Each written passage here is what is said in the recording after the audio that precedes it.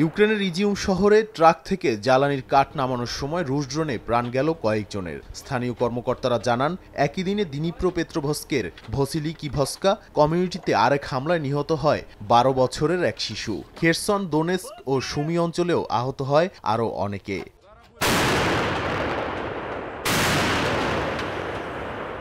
একের পর এক আক্রমণে বিপর্যস্ত ইউক্রেনের বিদ্যুৎ অবকাঠামো। জাতীয় গ্রিড অপারেটর ইউক্রেনকে সতর্ক করে জানিয়েছে, আগের ব্যাপক রুশ ড্রোন ও ক্ষেপণাস্ত্র হামলার কারণে শনিবার থেকে সারা দেশে বিদ্যুৎ রেশনিং চলবে। টেলিগ্রাম পোস্টে তারা জানান, ক্ষতিগ্রস্ত প্ল্যান্টগুলো পুনরুদ্ধারে সময় লাগবে।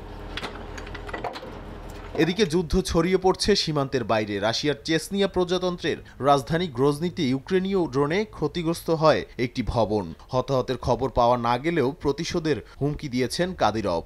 বেলগরদ অঞ্চলে আবারও ইউক্রেনীয় ড্রোন হামলায় আহত হন বেরেজোভকা গ্রামের মেয়র।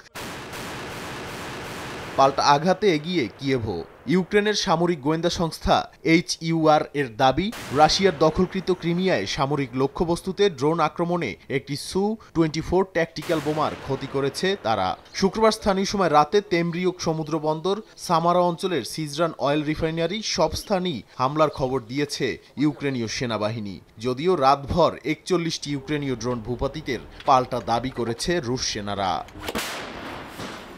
নাদিম মারজান, সময় সংবাদ।